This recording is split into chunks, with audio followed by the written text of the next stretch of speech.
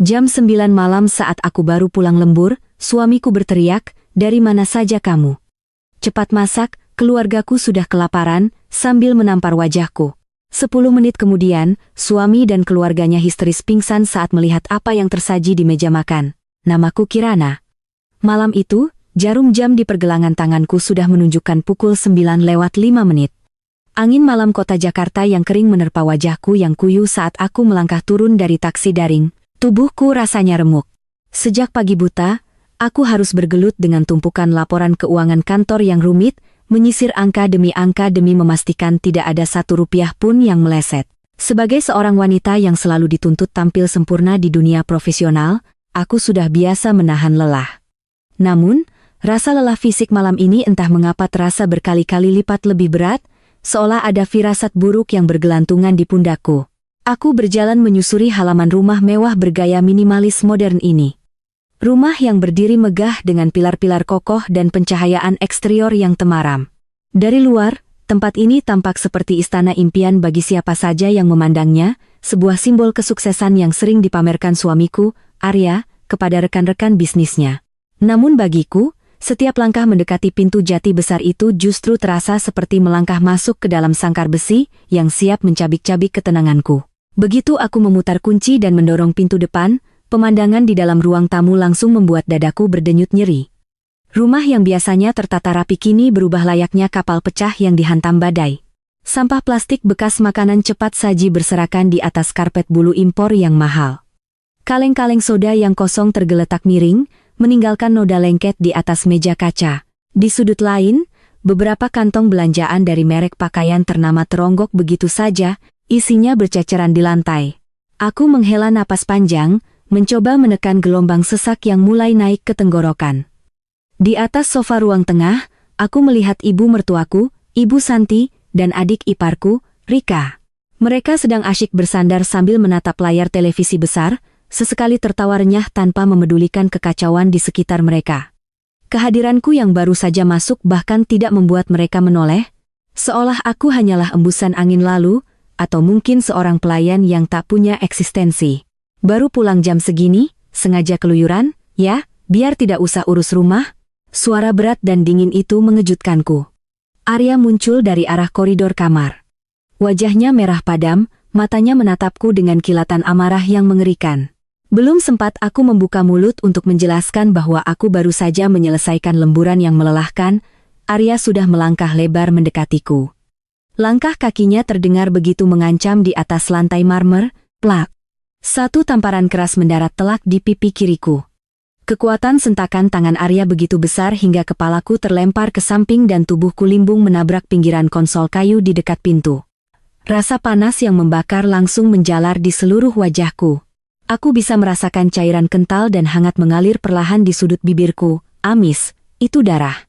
Istri tidak tahu diri. Jam 9 malam baru sampai rumah, sementara ibuku dan Rika kelaparan dari sore. "Kamu becus jadi istri atau tidak?" "Hah?" bentak Arya tepat di depan wajahku, napasnya memburu, bau alkohol tipis tercium dari mulutnya. "Cepat ke dapur. Masak apa saja yang cepat, jangan manja." Di atas sofa, Ibu Santi hanya melirikku dengan tatapan merendahkan. Ia mencibir sambil membetulkan posisi duduknya. "Makanya, Arya, dari dulu ibu bilang, cari istri itu yang tahu kodrat. Wanita karier seperti dia ini cuma tahu cari uang, tapi otaknya lamban kalau disuruh urus keluarga. Menantu tidak berguna," sindirnya tajam, disusul oleh tawa kecil dari Rika yang sibuk memainkan ponsel pintarnya. "Betul itu, Mas. Suruh dia cepat masak, aku sudah lapar dari tadi. Kerja kantoran saja gayanya selangit, masak air saja mungkin lupa," timpal Rika tanpa sedikit pun rasa iba melihat sudut bibirku yang berdarah. Rasa sakit di pipiku kini perlahan mati rasa, digantikan oleh keheningan yang mendadak menguasai kepalaku. Jika ini terjadi setahun lalu, aku mungkin akan menangis terseduh-seduh, bersujud di kaki Arya, dan memohon maaf atas kesalahan yang bahkan tidak kuperbuat. Aku mungkin akan meratapi nasibku yang malang di dalam kamar mandi yang terkunci. Namun malam ini, ada sesuatu yang patah di dalam diriku. Bukan semangatku yang patah, melainkan belenggu kesabaranku. Aku tidak menangis. Jangankan meneteskan air mata, bibirku bahkan tidak bergetar. Perlahan, aku menegakkan tubuhku, merapikan rambutku yang berantakan karena tamparan tadi, lalu menyeka darah di sudut bibir dengan punggung tangan. Aku memandang Arya, Ibu Santi, dan Rika satu persatu. Kutatap mata mereka dalam-dalam dengan pandangan yang kosong, sedingin es, dan setajam mata pisau. Keheningan yang kutunjukkan rupanya membuat Arya agak tersentak, namun kesombongannya dengan cepat menutupi rasa herannya. Apa? Lihat-lihat. Cepat ke dapur, usirnya lagi. Tanpa mengucapkan sepatah kata pun, aku membalikkan badan dan berjalan menuju dapur. Langkahku kini terasa ringan, tidak lagi berat oleh beban kelelahan. Di dalam benakku, rasa sakit fisik ini menguap sepenuhnya, digantikan oleh cetak biru sebuah rencana besar yang sudah kususun dengan sangat matang selama berbulan-bulan. Mereka mengira malam ini adalah malam kemenangan mereka atas diriku. Mereka tidak tahu bahwa dengan tamparan tadi, Arya baru saja menandatangani surat kehancuran bagi dirinya sendiri dan seluruh keluarganya.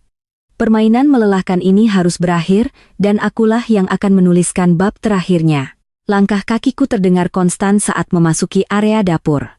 Bunyi ketukan tumit sepatuku di atas lantai granit seolah menjadi penghitung mundur bagi akhir dari ilusi yang mereka bangun. Di ruang tengah, samar-samar aku masih bisa mendengar suara tawa Rika dan keluhan Ibu Santi tentang menu makan malam yang mereka tuntut. Mereka benar-benar mengira telah berhasil menundukkanku. Mereka mengira tamparan Arya dan makian yang mereka lontarkan adalah rantai yang akan terus mengikatku dalam perbudakan domestik ini. Betapa naifnya. Dapur ini luas, bersih, dan dipenuhi dengan peralatan memasak premium yang hampir seluruhnya dibeli dengan uangku. Aku berdiri di depan meja konter marmer abu-abu, membelakangi pintu masuk agar mereka tidak bisa melihat apa yang sedang kulakukan. Tanganku bergerak ke arah lemari gantung di sudut paling atas, sebuah tempat yang tidak akan pernah disentuh oleh Ibu Santi yang malas atau Rika yang manja. Aku menekan bagian sudut dalam lemari yang tampak seperti sambungan kayu biasa. Klik. Sebuah kompartemen rahasia yang tersamar sempurna terbuka perlahan. Di dalamnya, tidak ada bumbu dapur atau peralatan memasak. Yang ada hanyalah sebuah gawai canggih berbentuk tablet hitam ramping dengan enkripsi keamanan tingkat tinggi, lengkap dengan beberapa perangkat keras pendukungnya. Aku mengambil gawai tersebut. Layarnya seketika menyala, memancarkan cahaya biru lembut yang menerangi wajahku yang masih terasa perih. Aku menyentuh layarnya, membuka sebuah aplikasi khusus yang terhubung langsung dengan jaringan satelit mandiri. Dalam sekejap, layar itu terbagi menjadi 16 kotak visual beresolusi tinggi, high definition. Setiap kotak menampilkan sudut yang berbeda dari rumah mewah ini, ruang tamu, koridor, ruang tengah, bahkan kamar tidur utama. Selama hampir 1 tahun ini, di tengah semua siksaan verbal dan fisik yang kuterima, aku tidak pernah tinggal diam. Di balik sosok istri yang penurut dan menantu yang teraniaya, aku menyewa ahli teknologi terbaik untuk menanam kamera pengawas tersembunyi yang terintegrasi di seluruh penjuru rumah. Kamera-kamera itu begitu kecil, tersamar di dalam detektor asap, sela-sela lampu langit-langit, dan ornamen dinding. Mereka telah merekam semuanya, setiap makian Ibu Santi, setiap barang mewah yang dibeli Rika menggunakan kartuku, dan yang paling penting, setiap pukulan yang dilayangkan Arya. Aku menatap rekaman kejadian beberapa menit yang lalu di ruang tamu. Gambar itu begitu jernih. Detik demi detik ketika tangan Arya melayang dan menghantam wajahku terekam tanpa celah. Suara makian Ibu Santi dan tawa mengejek Rika terdengar sangat melengking dan jelas. Itu adalah sebuah mahakarya bukti kejahatan yang tak terbantahkan. Jemariku bergerak cepat di atas layar. Aku menghubungkan sistem kamera tersembunyi ini ke sebuah akun media sosial baru yang telah kupersiapkan sebelumnya, yang kini secara instan tersemat ke jaringan algoritma terpopuler. Aku juga meretas akses ke grup komunikasi internal perusahaan tempat Arya bekerja, memastikan tautan yang akan kuunggah menyebar ke lingkaran profesionalnya secara otomatis. Aku mengambil napas dalam-dalam, merasakan denyut nyeri di sudut bibirku sebagai bahan bakar tekadku. Tidak ada lagi keraguan, tidak ada lagi belas kasihan yang tersisa untuk manusia-manusia parasit ini. Aku mengetuk tombol merah di sudut kanan bawah layar, memulai siaran langsung. Sebagai pembuka siaran, aku tidak menampilkan wajahku yang sekarang. Aku memutar ulang rekaman kejadian 5 menit lalu secara berulang, looping, pada paruh atas layar siaran langsung, sementara paruh bawah layar menampilkan kondisi rumah yang berantakan secara real time. Aku menuliskan satu judul singkat di bawah video siaran langsung tersebut, Topeng Eksekutif Muda, KDRT dan Realita di Balik Rumah Mewah. Dalam hitungan detik, angka penonton di pojok layar mulai bergerak. 10, 100. Algoritma media sosial menyebarkannya seperti api yang membakar padang rumput kering di musim kemarau. Komentar-komentar mulai membanjiri layar dengan kecepatan yang hampir tak bisa diikuti oleh mata. Ini Arya kan? Manajer keuangan yang terkenal santun itu? Ya Tuhan, itu istrinya ditampar sampai berdarah. Lihat, ibu dan adiknya malah tertawa. Menjijikkan sekali. Aku tersenyum tipis, sebuah senyuman dingin yang belum pernah kulihat sebelumnya di cermin. Aku meletakkan gawai tersebut di posisi yang tersembunyi namun mampu menangkap seluruh area dapur dengan sempurna. Sementara siaran langsung itu terus menyedot puluhan ribu pasang mata dari seluruh penjuru negeri, termasuk rekan bisnis, bawahan, dan atasan Arya, aku berbalik ke arah kompor. Tahap pertama dari pertunjukan ini telah dimulai. Sekarang, saatnya menyajikan hidangan utama untuk mereka. Aku mengambil sebuah panci besar, mengisinya dengan air hingga hampir penuh, lalu menyalakan api kompor dengan volume maksimal. Aku akan memasak malam ini, tepat seperti yang Arya minta. Namun, menu malam ini sama sekali bukan sesuatu yang bisa mereka makan, melainkan sesuatu yang akan membuat mereka memuntahkan seluruh kesombongan yang mereka telan selama ini. Suara desis api kompor yang membakar pantat panci besar itu terdengar seperti musik pengiring di telingaku. Air di dalamnya mulai memanas, memunculkan gelembung-gelembung kecil yang bergerak naik ke permukaan. Aku berdiri diam, menatap uap tipis yang mulai membumbung. Sementara di sudut konter dapur, layar gawai rahasiaku terus berkedip tanpa henti. Angka penonton di pojok kanan atas layar melonjak dengan kecepatan yang mengerikan, 20.000, 40.000, lalu menembus angka 100.000 penonton dalam hitungan menit. Tautan siaran langsung itu telah menyebar kemana-mana, persis seperti yang kuprediksikan. Efek kejut dari video KDRT Arya yang diputar berulang-ulang di paruh atas layar bagaikan magnet yang menarik rasa penasaran publik. Kolom komentar bergerak sekilas seperti kilatan cahaya, dipenuhi makian, sumpah serapah, dan rasa tidak percaya dari netizen. Beberapa akun dengan centang biru, para pembuat opini di media sosial, bahkan mulai membagikan ulang siaran ini. Ini gila. Arya Nugroho, manajer keuangan PT Mahardika. Dia yang sering mengunggah status tentang keluarga harmonis, lihat wanita tua di sofa itu, dia benar-benar tidak punya hati nurani. Laporkan ke polisi, ini sudah keterlaluan. Aku membaca satu persatu komentar yang masuk dengan hati yang beku. Rasa perih di bibirku kini sepenuhnya menjelma menjadi kekuatan penuntut keadilan. Di antara riuhnya komentar netizen, aku melihat beberapa nama akun yang sangat kukenal. Itu adalah akun milik rekan-rekan satu divisi Arya, para stafnya. Dan yang paling membuatku tersenyum adalah akun milik Pak Hartono, direktur utama sekaligus atasannya langsung di kantor. Pak Hartono bahkan meninggalkan komentar pendek yang sangat tegas. Besok pagi segera menghadap saya di ruang direksi. Reputasi Arya yang dibangun dengan begitu rapi di atas fondasi kepalsuan dan pencitraan kini hancur lebur secara nasional dalam hitungan menit. Dia selalu ingin dilihat sebagai eksekutif muda yang sukses, mapan, dan menyayangi keluarga. Malam ini, topeng itu tidak hanya retak, tapi hancur berkeping-keping hingga menjadi debu. Namun, hancurnya reputasi digital barulah pembukaan. Aku belum selesai. Sembari menunggu air di dalam panci mencapai titik didih maksimal, aku melangkah keluar dari dapur lewat pintu belakang yang terhubung langsung dengan koridor menuju ruang kerja pribadi Arya di lantai bawah.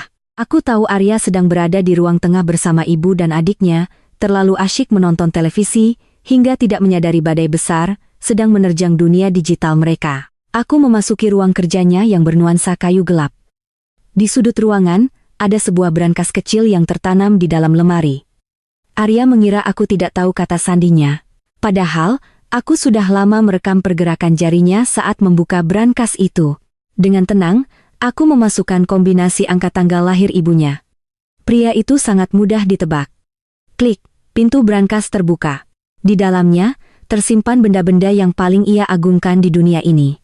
Pertama, sebuah kotak beludru hitam besar yang berisi 5 jam tangan mewah edisi terbatas.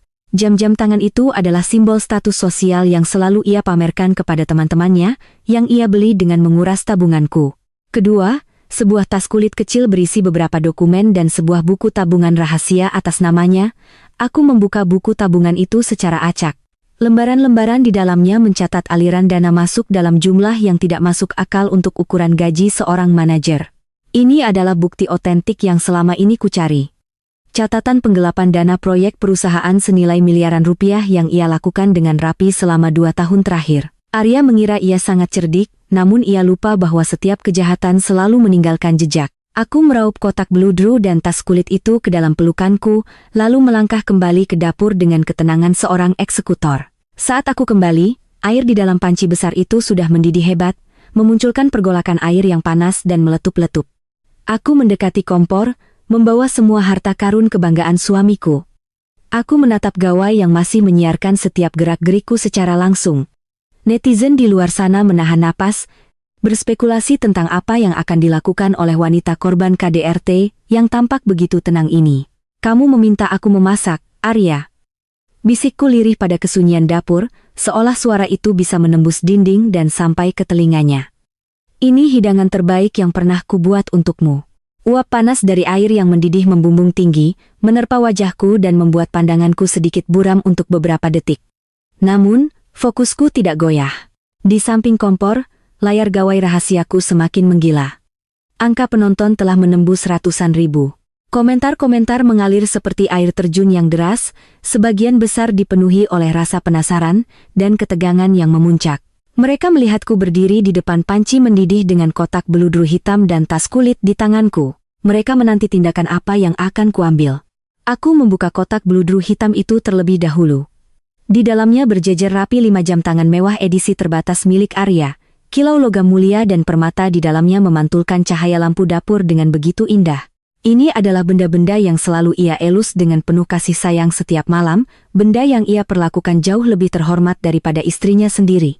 Jam tangan yang ia beli satu persatu untuk menunjukkan kepada dunia bahwa ia telah naik kelas, meskipun kenyataannya semua itu dibeli dengan jerih payahku yang ia peras. Tanpa ragu sedikit pun, aku mengambil jam tangan pertama, sebuah kronograf berlapis emas putih, dan menjatuhkannya tepat ke tengah panci yang bergolak. Plung! Air mendidih terpercik sedikit. Netizen di kolom komentar langsung histeris. Gila, itu Rolex edisi terbatas. Dia benar-benar merebus jam tangan suaminya, rasakan. Balasan yang sangat elegan. Satu demi satu, aku memasukkan 4 jam tangan sisanya ke dalam air mendidih. Logam-logam mahal itu berdenting saat menghantam dasar panci besi, langsung tenggelam di bawah amukan air yang panas. Mesin-mesin halus berharga ratusan juta rupiah di dalamnya pasti mulai kemasukan air, merusak sirkuit dan roda gigi mekanisnya secara permanen dalam hitungan detik. Simbol kesombongan Arya kini tak lebih dari sekadar rongsokan yang direbus. Selanjutnya, aku beralih ke tas kulit kecil.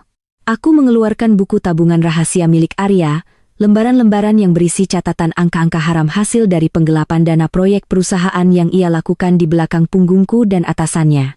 Aku menghadapkan buku tabungan itu tepat ke arah kamera tersembunyi selama beberapa detik, membiarkan puluhan ribu mata menangkap nama Arya Nugroho dan nominal fantastis yang tertera di sana dengan sangat jelas.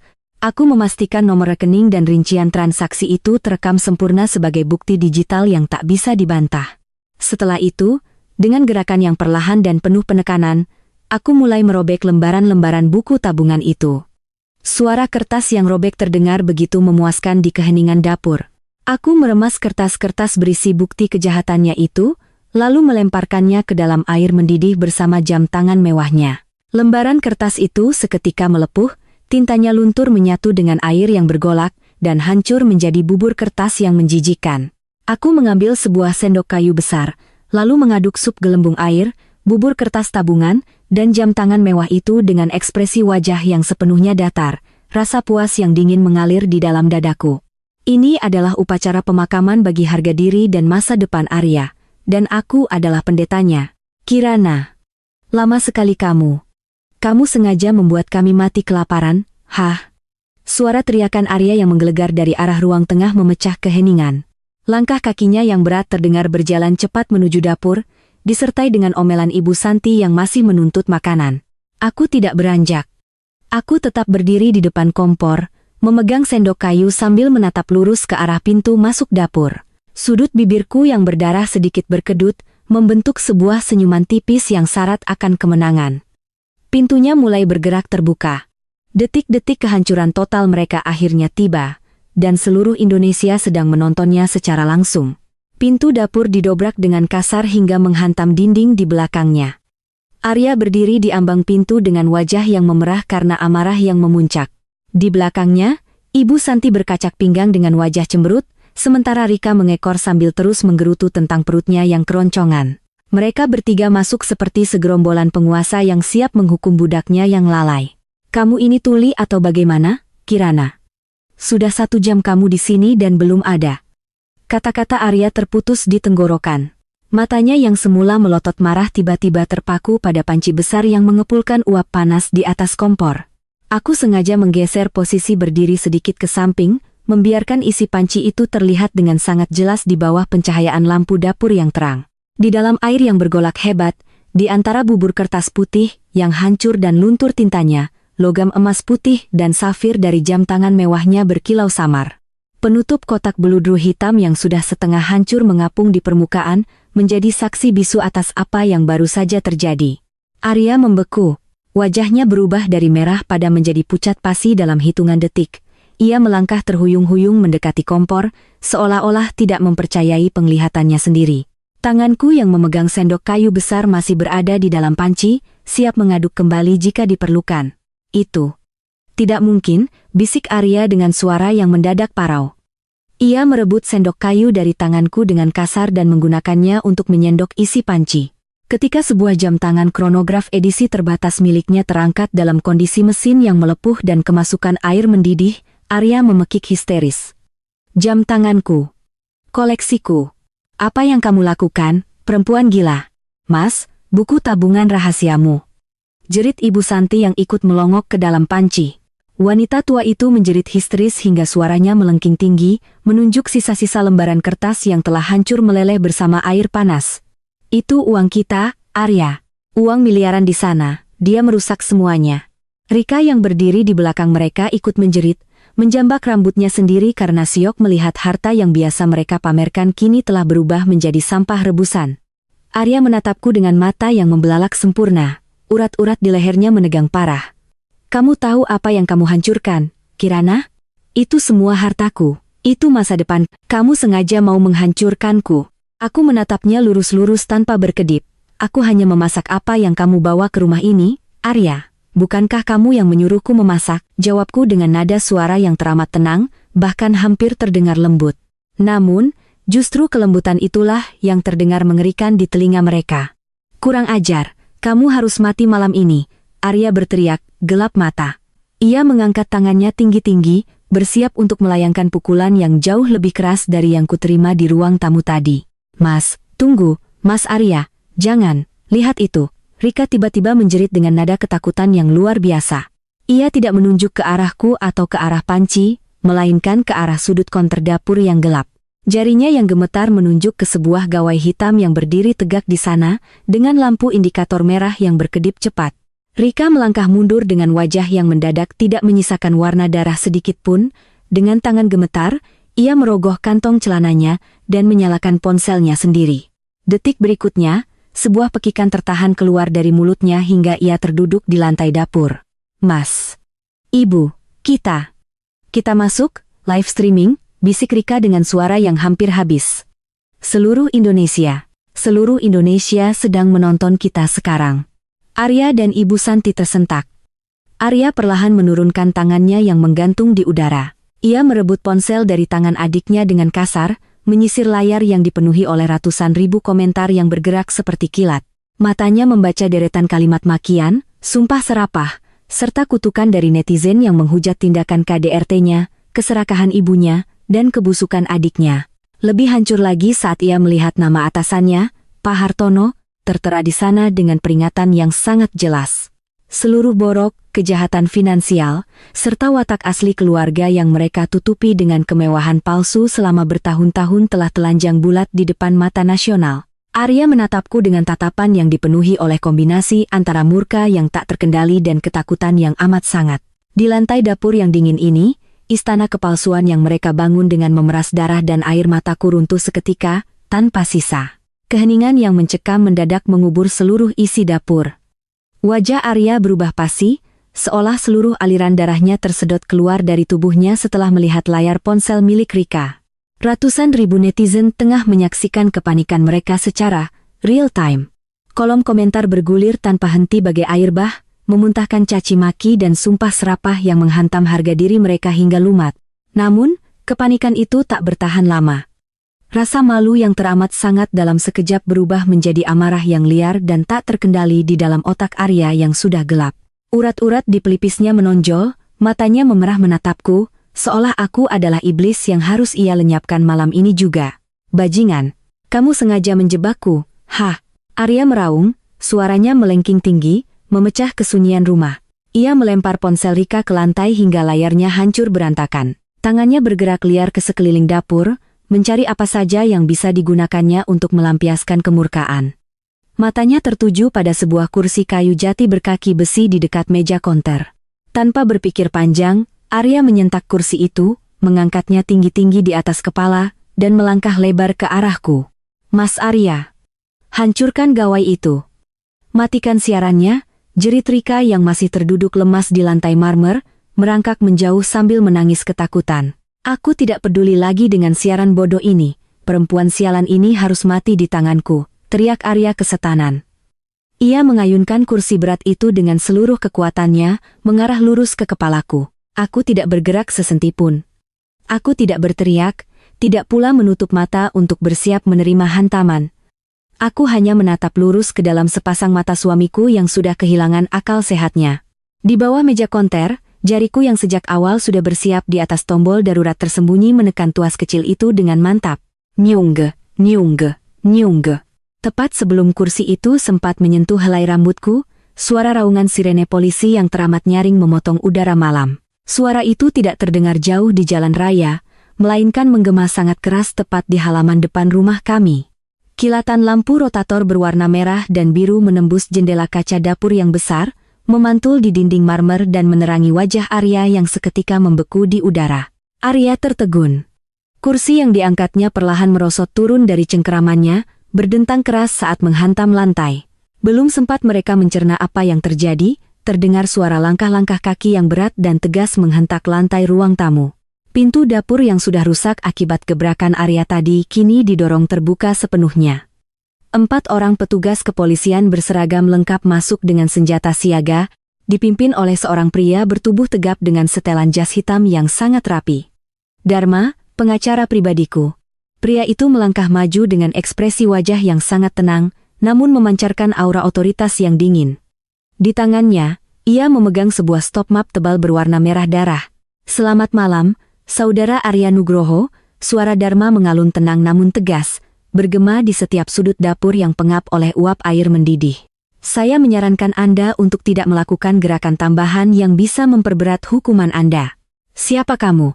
Berani-beraninya masuk ke rumahku tanpa izin, bentak Ibu Santi, mencoba mengumpulkan sisa-sisa keberaniannya yang sudah runtuh, meskipun tubuh tuanya bergetar hebat di balik punggung Arya. Dharma tidak sudi melirik Ibu Santi. Ia membuka stop map merahnya dan mengangkat beberapa lembar dokumen di depan wajah Arya. Saya Dharma, kuasa hukum Nyonya Kirana, kami datang ke sini bersama pihak berwajib atas laporan tindakan kekerasan dalam rumah tangga yang baru saja Anda lakukan beberapa menit lalu, yang mana buktinya telah disaksikan oleh ratusan ribu masyarakat Indonesia secara langsung. Dharma membalik halaman dokumen tersebut. Bukan hanya itu, di tangan saya sudah ada rekam medis lengkap atas luka-luka fisik yang dialami klien saya selama 2 tahun terakhir akibat perbuatan Anda. Semua bukti visum dari 3 rumah sakit berbeda sudah terverifikasi dan siap diserahkan ke pengadilan. 2 petugas polisi langsung melangkah maju, memiting kedua tangan Arya ke belakang punggungnya. Bunyi klik dari borgol besi yang mengunci pergelangan tangannya terdengar begitu dingin dan final. Lepaskan aku. Ini masalah rumah tanggaku. Polisi tidak berhak ikut campur. Arya meronta, mencoba melepaskan diri, namun cengkeraman para petugas terlalu kokoh. Wajahnya yang semula sombong kini dipenuhi keputusasaan yang kentara. Ia memandangku, matanya memancarkan permohonan yang tersamar di balik kemarahan.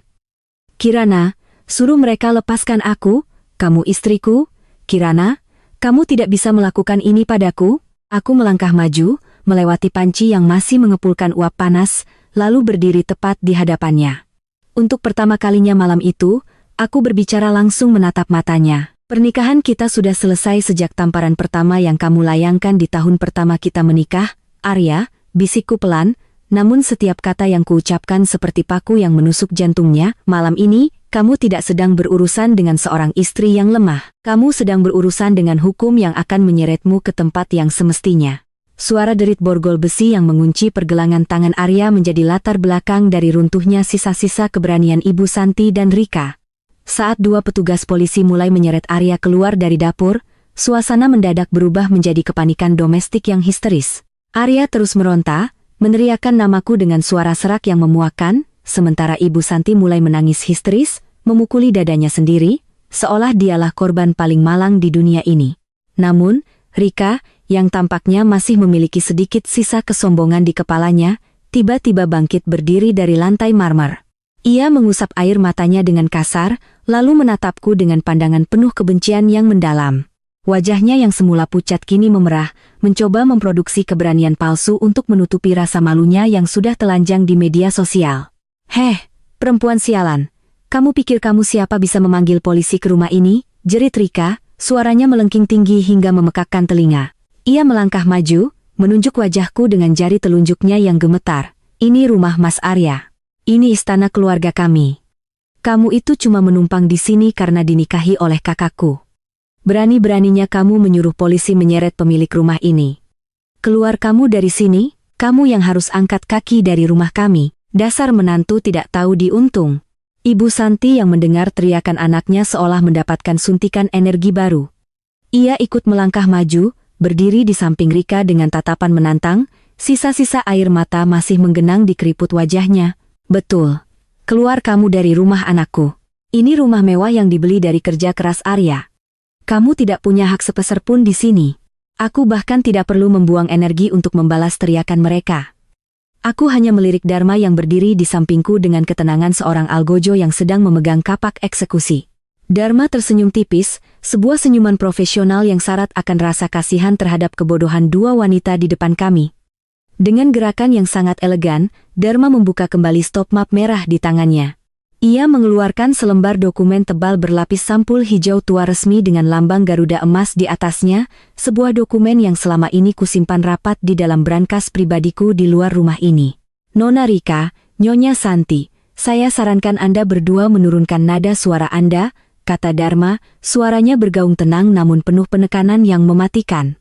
Ia mengangkat dokumen tersebut, membukanya tepat di depan wajah mereka berdua. "Di tangan saya adalah sertifikat hak milik nomor 405 atas tanah dan bangunan rumah mewah ini. Silakan Anda berdua baca dengan jelas nama yang tertera sebagai pemilik mutlak yang sah secara hukum." Rika menyipitkan matanya, mencoba membaca deretan huruf kapital di atas kertas sertifikat tersebut. Detik berikutnya, mulutnya terbuka lebar, namun tidak ada suara yang keluar.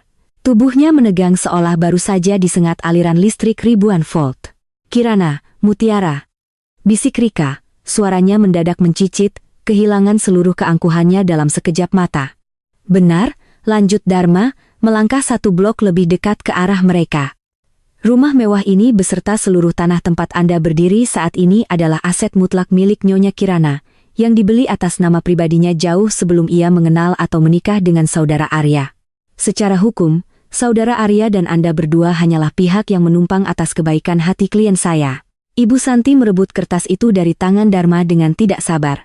Matanya menyusur tulisan tersebut dengan tangan yang bergetar hebat. "Tidak mungkin. Ini pasti palsu. Arya bilang ini rumahnya. Arya yang membawa kami tinggal di sini. Putra Anda berbohong demi menutupi harga dirinya yang rendah, Nyonya Santi," jawabku akhirnya, membuka suara dengan nada yang teramat dingin. Kutatap ibu mertuaku yang kini tampak begitu kecil dan rapuh di hadapanku. "Arya tidak pernah mampu membeli rumah seperti ini. Jangankan membeli rumah, biaya hidup mewah Anda berdua setiap bulannya pun ditarik dari rekeningku." Dharma menarik kembali sertifikat tersebut dan memasukkannya ke dalam tas. Ia kemudian melihat jam tangannya dengan gestur yang sangat formal. Karena pemilik sah rumah ini adalah Nyonya Kirana, dan mengingat situasi KDRT serta ancaman fisik yang terjadi malam ini, saya atas nama klien saya memberikan waktu tepat 10 menit bagi Anda berdua untuk mengemas barang-barang pribadi Anda dan angkat kaki dari properti ini. 10 menit? Kamu gila, ini sudah hampir tengah malam. Kami mau tinggal di mana? Jerit Rika panik, matanya mulai liar melihat ke sekeliling rumah yang luas itu. Itu bukan urusan kami, potong Dharma tanpa ampun. Dan satu hal lagi, Anda dilarang keras membawa barang-barang mewah, tas desainer, perhiasan, atau pakaian mahal apapun yang ada di dalam kamar Anda. Kami memiliki daftar inventaris lengkap beserta bukti transaksi. Semua barang mewah itu dibeli menggunakan kartu kredit atas nama Nyonya Kirana. Jika ada satu saja barang yang hilang, saya pastikan Anda berdua akan menyusul Saudara Arya ke sel tahanan malam ini juga atas tuduhan pencurian. Malam itu berakhir dengan pemandangan yang teramat menyedihkan, sekaligus memuaskan. Dalam waktu kurang dari 10 menit, Ibu Santi dan Rika pontang-panting naik ke lantai atas, menangis dan berteriak dalam kepanikan yang luar biasa. Mereka hanya diizinkan membawa satu koper kain usang seadanya, berisi pakaian-pakaian biasa. Tepat pada menit ke-10, dua petugas keamanan yang dipanggil Dharma menggiring Ibu Santi dan Rika keluar melewati pintu jati besar rumahku. Mereka berdua telantar di pinggir jalanan yang sepi dan dingin, di bawah temaram lampu jalan, menggiring satu koper dengan pakaian berantakan. Saat pintu gerbang besi otomatis rumahku menutup dengan dentum pelan yang kokoh, aku tahu satu persatu parasit dalam hidupku mulai menerima bayaran atas apa yang telah mereka tanam. Malam semakin larut, namun udara di luar gerbang rumahku terasa begitu mencekam bagi dua wanita yang kini terduduk lesu di atas trotoar. Dari balik jendela kaca lantai 2, aku berdiri diam mengamati mereka. Ibu Santi dan Rika tampak seperti sepasang gelandangan yang kebingungan di bawah temaramnya lampu jalan. Koper kain usang yang mereka bawa tergeletak miring di samping tiang listrik, tidak ada lagi sisa-sisa keangkuhan yang biasanya memancar dari pakaian desainer atau riasan tebal mereka. Malam ini, mereka hanya mengenakan daster rumahan yang tipis, gemetar menembus angin malam Jakarta yang menusuk tulang. Ini semua gara-gara kamu, Rika. Kalau saja kamu tidak memprovokasi Arya tadi, perempuan itu mungkin tidak akan senekat ini. Suara lengkingan Ibu Santi samar-samar terdengar sampai ke atas, memecah kesunyian malam. Wanita tua itu memukuli pundak anaknya dengan tas kain kecilnya, melampiaskan seluruh frustrasi dan ketakutan yang membakar dadanya. Kenapa ibu menyalahkan aku? Balas Rika tidak kalah histeris.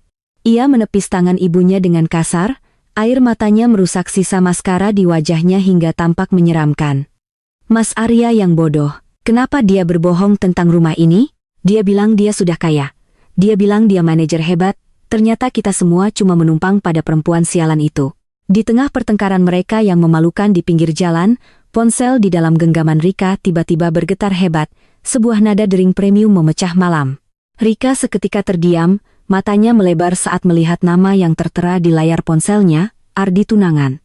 Seketika, secercah harapan palsu tampak memancar di wajah Rika. Ia menghapus air matanya dengan cepat, lalu menatap ibunya dengan tatapan penuh kemenangan yang prematur. Ibu, lihat, Mas Ardi menelepon. Dia pasti melihat siaran langsung tadi, dan datang untuk menyelamatkan kita. Ardi kan kaya, dia punya apartemen mewah di pusat kota. Kita tidak akan terlantar. Dengan tangan yang gemetar karena gembira, Rika menggeser tombol hijau dan mendekatkan ponsel itu ke telinganya. Ia sengaja mengaktifkan fitur pengeras suara, agar ibunya bisa mendengar rencana penyelamatan mereka. Mas Ardi, syukurlah kamu menelepon. Ia mendramatisasi suaranya agar terdengar seperti korban yang teraniaya. Aku dan ibu diusir oleh Kirana. Perempuan gila itu memanggil polisi dan... Rika, tutup mulutmu. Suara bentakan di seberang telepon begitu keras dan dingin, memotong kalimat Rika bagaikan tebasan pedang. Tidak ada nada khawatir, tidak ada pula kelembutan. Yang terdengar hanyalah suara seorang pria yang dipenuhi oleh rasa jijik dan kemarahan yang meluap-luap. Rika tertegun, napasnya tertahan di tenggorokan. Mas Ardi, ada apa? Kamu masih berani bertanya ada apa? Suara Ardi bergetar karena menahan malu.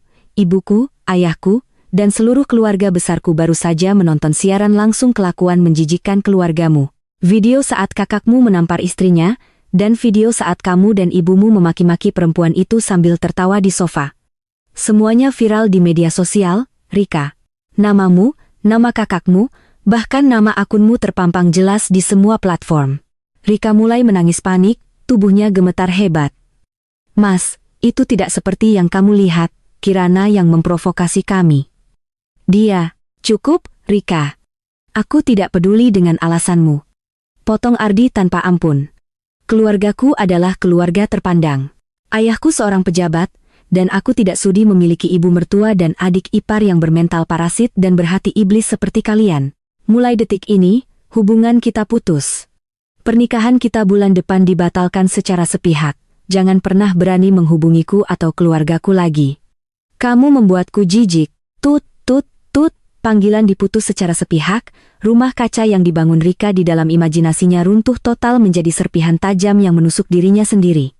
Pria kaya yang selama ini ia banggakan, pria yang ia gunakan sebagai tiket untuk lepas dari status sosialnya yang rendah, baru saja membuangnya seperti sampah tak berguna. Rika menatap layar ponselnya yang menggelap dengan pandangan kosong. Ponsel itu perlahan merosot dari jemarinya yang lemas, jatuh ke atas tanah berdebu. Di sampingnya, Ibu Santi merosot duduk di atas koper usang mereka, menangis meraung-raung meratapi nasib mereka yang mendadak berubah menjadi abu dalam satu malam. Sementara itu, beberapa kilometer dari sana, di dalam dinginnya sel tahanan sementara markas kepolisian, Arya sedang duduk meringkuk di sudut ruangan yang pengap. Pakaian kerjanya yang rapi kini kusut dan dasinya sudah dilepas. Matanya menatap lurus ke lantai semen yang kotor dengan tatapan kosong. Kepalanya dipenuhi oleh gema suara siren dan bayangan air mendidih yang menghancurkan seluruh jam tangan dan buku tabungan rahasianya. Namun, di balik ketakutannya malam itu, ego Arya yang tinggi menolak untuk menyerah. Di dalam kegelapan sel, ia mengepalkan tangannya kuat-kuat. Tidak, ini belum berakhir, bisik iblis di dalam kepalanya. Aku masih seorang manajer keuangan di PT Mahardika. Aku masih punya posisi. Aku masih punya kuasa atas uang perusahaan. Besok, aku akan keluar dari sini dengan jaminan, dan aku akan menghancurkan Kirana lewat caraku sendiri. Arya tidak pernah tahu bahwa esok hari, tempat yang ia sebut sebagai benteng pertahanannya justru akan menjadi tempat eksekusi paling mematikan yang pernah disiapkan olehku. Pagi berikutnya tiba dengan atmosfer yang terasa berbeda. Sinar matahari yang menembus jendela kamarku tidak lagi terasa hangat, melainkan tajam dan dingin seperti mata pisau yang siap mengeksekusi sisa-sisa kepalsuan Arya. Menggunakan koneksi dan sisa uang tunai yang tersembunyi di rekening atas nama ibunya, Arya berhasil mengupayakan penangguhan penahanan sementara pagi itu. Pria itu, dengan kedunguan ego yang luar biasa, berpikir bahwa posisinya sebagai manajer keuangan di PT Mahardika adalah tameng baja yang tidak akan bisa kutembus. Ia mengira selama ia memegang kendali atas arus kas proyek besar perusahaan, ia masih memiliki daya tawar. Maka, disinilah aku sekarang, berdiri di balik pilar lantai 2 gedung kantor PT Mahardika, menyaksikan kedatangan pria yang masih berstatus sebagai suamiku itu. Arya melangkah masuk melalui pintu kaca lobi utama dengan langkah yang dipaksakan tegak. Ia mengenakan kemeja formal terbaiknya yang tersisa, mencoba membangun kembali citra eksekutif muda yang berwibawa. Namun, kepalsuan itu langsung runtuh begitu ia melewati meja resepsionis. Atmosfer kantor yang biasanya sibuk mendadak hening seketika. Puluhan pasang mata karyawan yang berada di kubikel lobi langsung tertuju padanya. Tidak ada lagi sapaan hormat, tidak ada lagi senyuman segan dari para bawahannya. Yang ada hanyalah tatapan jijik, sinis, dan bisik-bisik yang sengaja dikeraskan. Lihat, si penyiksa istri masih berani masuk kerja. Muka tembok sekali, ya, padahal videonya menampar perempuan sudah ditonton jutaan orang di internet. Kudengar dia juga memakai uang kantor untuk membiayai gaya hidup ibu dan adiknya. Langkah Arya sempat tertahan. Wajahnya berganti-ganti warna dari merah padam karena menahan malu menjadi putih pucat karena murka. Ia mengepalkan tangannya kuat-kuat di dalam saku celana, mempercepat langkah menuju lift, mengabaikan cemoohan yang terus menghujani punggungnya bagaikan anak panah beracun. Tujuannya hanya satu, ruang direksi di lantai paling atas. Ia yakin dengan argumen profesional dan manipulasi data yang biasa ia lakukan, ia bisa meyakinkan jajaran komisaris dan Pak Hartono bahwa video viral itu hanyalah upaya pembunuhan karakter dari istri yang cemburu. Pintu lift berdenting terbuka di lantai teratas. Arya melangkah keluar dengan napas yang memburu. Tanpa mengetuk pintu, ia langsung mendorong pintu jati besar ruang rapat direksi. Di dalam ruangan ber-AC dingin itu, seluruh jajaran komisaris, kepala divisi, dan Pak Hartono selaku direktur utama sudah duduk melingkari meja oval besar. Suasana di dalam sana teramat tegang, seperti ruang sidang pengadilan prabencana. Begitu Arya melangkah masuk, Pak Hartono melempar sebuah stop map tebal ke tengah meja hingga menimbulkan suara benturan yang keras. Pak Hartono, tolong dengarkan penjelasan saya dulu. Video yang beredar semalam itu hanyalah jebakan jahat dari Kirana. Dia sengaja. Tutup mulutmu, Arya, bentak Pak Hartono, suaranya menggelegar penuh amarah, memotong kalimat Arya tanpa ampun. Pria parubaya itu berdiri dari kursinya dengan mata memicing tajam. Kami tidak sedang ingin membahas moralitas bajinganmu di rumah. Lihat apa yang ada di depanmu. Arya tertegun. Ia mendekati meja dan membuka stop map tersebut dengan tangan yang mulai gemetar. Begitu matanya menyisir lembar demi lembar dokumen di dalamnya, lutut Arya seketika terasa lemas. Itu adalah dokumen audit internal yang sangat rapi, berisi seluruh rincian transaksi palsu, vendor fiktif, dan manipulasi laporan keuangan yang dilakukannya selama 2 tahun terakhir. Dokumen itu mencatat dengan sangat presisi bagaimana Arya mengalihkan dana proyek senilai miliaran rupiah ke rekening rahasianya. Buku tabungan yang telah kuhancurkan semalam, namun salinan digitalnya telah kuserahkan secara resmi ke tim audit tadi subuh. Kamu resmi dipecat secara tidak hormat detik ini juga, Arya Nugroho, ucap Pak Hartono dengan nada dingin yang final, dan jangan harap kamu bisa melenggang bebas. Tim hukum perusahaan sudah menyerahkan berkas penggelapan dana ini ke pihak kepolisian. Kamu tidak hanya kehilangan pekerjaan. Kamu akan membusuk di penjara untuk waktu yang sangat lama. Ego Arya yang setinggi langit runtuh seketika. Tubuhnya merosot, matanya menatap kosong ke arah lembaran-lembaran yang menjadi akhir dari karier dan hidupnya. Di ruang direksi yang megah ini, tahta kepalsuan yang ia agungkan telah hancur berkeping-keping, menyisakan dirinya sebagai seorang kriminal yang tak lagi memiliki tempat untuk bersembunyi. Dunia Arya runtuh sepenuhnya di atas lantai marmer ruang direksi. Pria yang biasanya berdiri congkak dengan setelan jas mahal itu kini bersujud, meletakkan kedua lututnya di lantai, memohon dengan suara yang gemetar dan parau kepada Pak Hartono. Air matanya menetes, membasahi lantai, meratapi harga diri dan masa depannya yang baru saja dieksekusi tanpa ampun. Pak Hartono, saya mohon, jangan laporkan saya ke polisi, ratap Arya, tangannya menggapai-gapai ujung meja rapat dengan putus asa. Saya akan kembalikan uangnya. Saya akan jual apa saja. Tolong, jangan hancurkan hidup saya, Pak. Saya punya ibu dan adik yang harus saya beri makan. Uang apa yang mau kamu gunakan untuk membayar, Arya? Sebuah suara yang teramat familiar memotong ratapannya. Suara itu tidak datang dari Pak Hartono atau dari jajaran komisaris yang duduk melingkar. Suara itu berasal dari arah pintu masuk ruang direksi yang perlahan terbuka lebar. Arya menghentikan tangisnya. Ia menoleh dengan lamban, menatap ke arah ambang pintu. Detik itu juga, napasnya seolah berhenti berputar di paru-parunya. Matanya membelalak sempurna, memancarkan kombinasi rasa syok, tidak percaya, dan ketakutan yang teramat sangat. Aku melangkah masuk ke dalam ruangan. Tidak ada lagi Kirana yang mengenakan pakaian lusuh dengan wajah kuyu karena kelelahan lembur. Pagi ini, aku mengenakan setelan blazer formal berwarna putih gading yang mewah rancangan desainer ternama. Rambutku tertata rapi, dan sudut bibirku yang terluka semalam telah ditutupi dengan riasan tipis yang sangat anggun. Langkah kakiku terdengar mantap dan berwibawa di atas lantai, memancarkan aura dominasi yang mutlak. Di belakangku, Dharma berjalan dengan sikap tegap, membawa sebuah dokumen baru bersampul hitam dengan segel korporasi resmi. Begitu aku mendekati meja, Pak Hartono dan seluruh jajaran direksi serentak berdiri dari kursi mereka. Mereka membungkuk hormat ke arahku, sebuah penghormatan tertinggi yang bahkan tidak pernah Arya dapatkan selama ia bekerja di sana. Selamat pagi, Ibu Kirana Mutiara, sapa Pak Hartono dengan nada suara yang penuh taksim. Ia dengan sukarela menggeser kursinya, mempersilakan aku duduk di kursi utama di ujung meja direksi. Arya menatapku dari bawah lantai dengan tubuh yang bergetar hebat. Kirana, kenapa? Kenapa kamu bisa ada di sini? Pak Hartono, kenapa Anda menghormati perempuan ini? Jeritnya, suaranya melengking frustrasi, menolak menerima realitas yang ada di depan matanya. Aku duduk di kursi utama, menyilangkan kakiku dengan tenang, lalu menatap Arya yang masih bersujud di lantai bawah bagaikan seekor serangga kecil. Arya, perkenalkan, ini adalah pemilik saham mayoritas baru yang telah mengambil alih sisa 80% aset PT Mahardika sejak 3 bulan lalu, Dharma menjelaskan dengan suara lantang, membuka dokumen hitam di atas meja.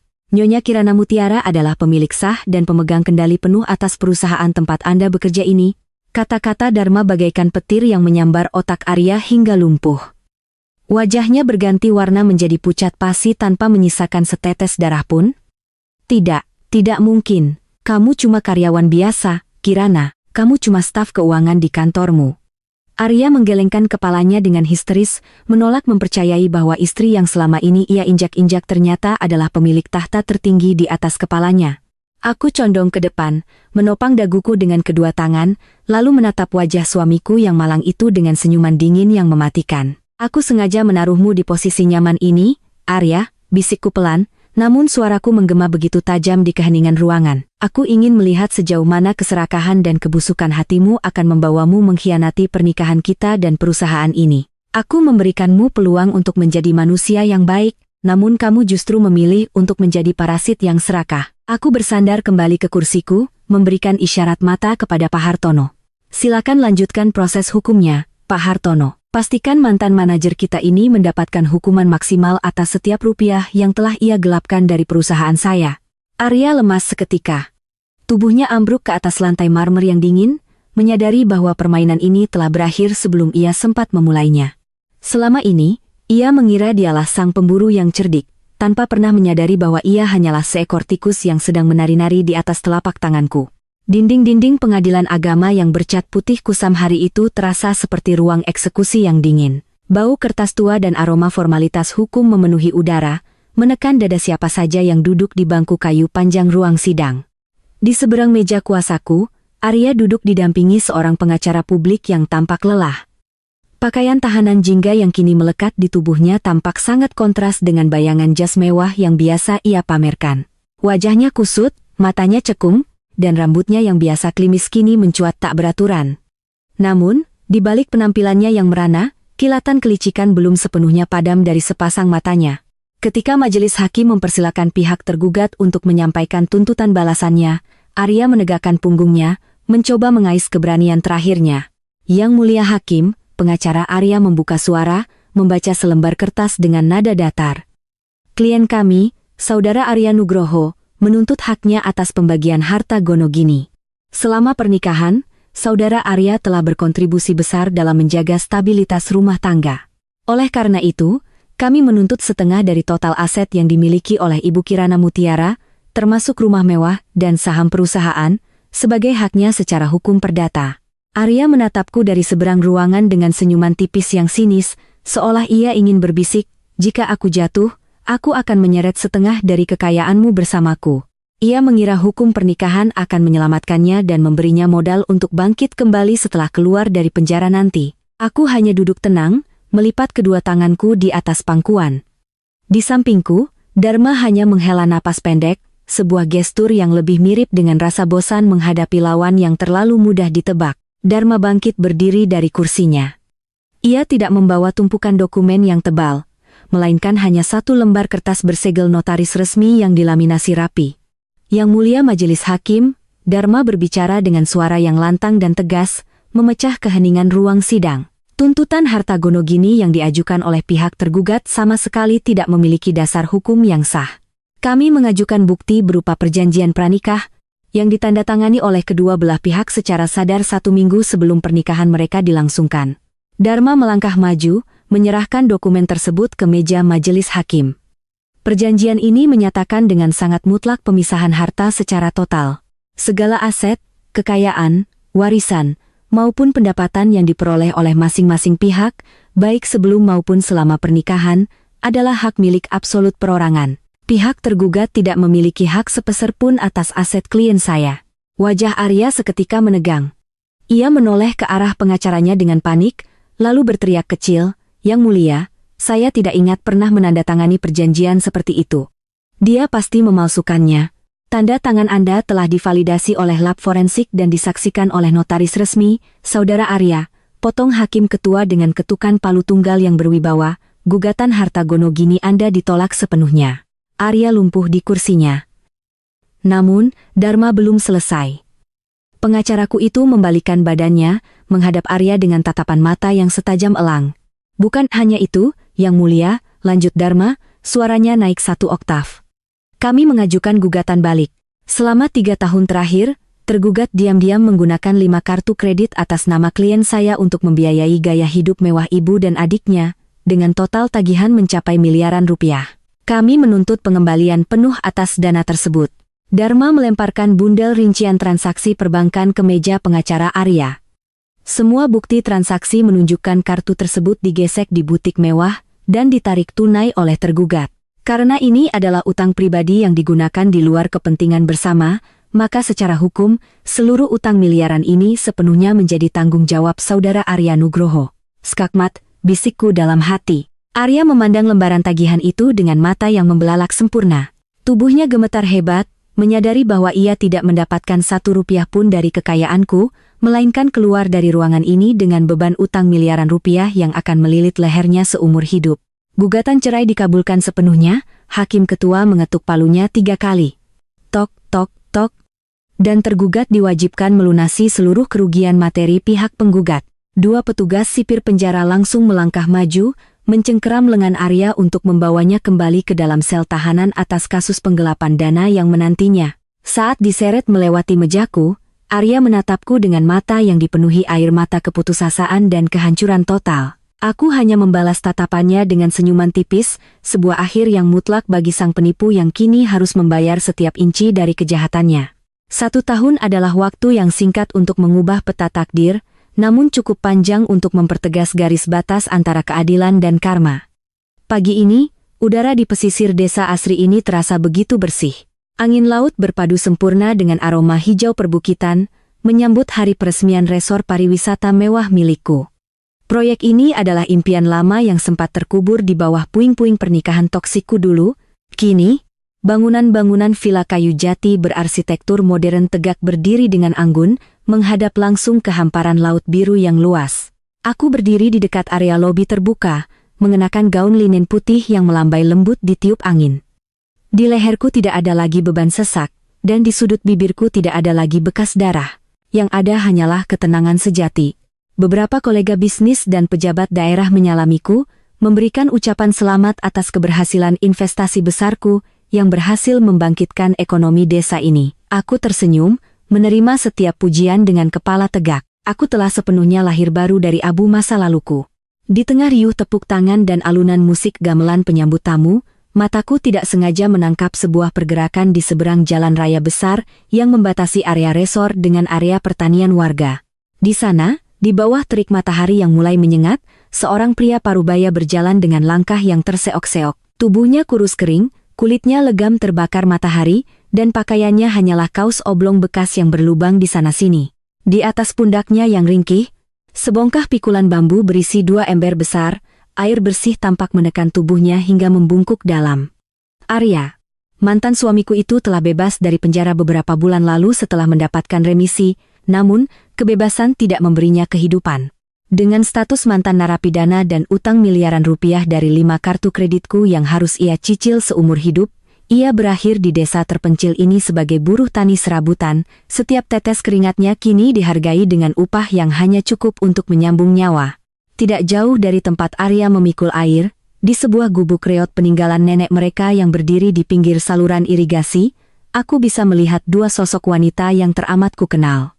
Gubuk itu berlantai tanah, dinding bambunya sudah lapuk, dan tidak ada aliran listrik di dalamnya. Ibu Santi dan Rika duduk di ambang pintu kayu yang miring. Penampilan mereka sangat memprihatinkan. Rambut mereka kusut masai dan daster yang mereka kenakan tampak kotor. Saat itu, mereka sedang bertengkar hebat, sebuah pemandangan harian yang dilaporkan oleh orang-orangku. Mereka berteriak histeris, saling cakar, dan berebut sepotong kecil ikan asin di atas piring plastik yang retak. Kelaparan dan kemiskinan ekstrem telah mengubah 2 wanita yang dulunya gila hormat itu menjadi manusia yang kehilangan akal sehat dan martabatnya sendiri. Mereka memetik apa yang mereka tanam, sebuah kehampaan dan penderitaan yang tak berujung. Arya mendadak menghentikan langkah kakinya. Pikulan bambunya bergoyang pelan saat matanya yang cekung menatap lurus ke arah gerbang resor mewah di seberang jalan. Ia melihatku. Ia melihat mantan istrinya berdiri anggun, bercahaya di bawah sinar matahari, dikelilingi oleh rasa hormat dan kesuksesan yang mutlak. Mata Arya berkaca-kaca. Ada penyesalan yang teramat dalam, kerinduan yang terlambat, dan keputusasaan yang tak terukur memancar dari tatapannya. Ia membuka mulutnya sedikit, seolah ingin memanggil namaku, seolah ingin meminta ampunan dari jarak ratusan meter ini. Aku membalas tatapannya. Aku tidak memandang dengan kemarahan, tidak juga dengan dendam yang membara. Mataku menatapnya dengan pandangan yang teramat datar, kosong, dan dingin. Sebuah tatapan yang menunjukkan bahwa keberadaannya kini tidak lebih dari sekadar debu yang tak berarti dalam hidupku. Kemenanganku sudah mutlak, dan aku tidak butuh sisa energinya lagi. Aku membalikkan badanku dengan perlahan, berjalan masuk menuju ruang peresmian yang megah.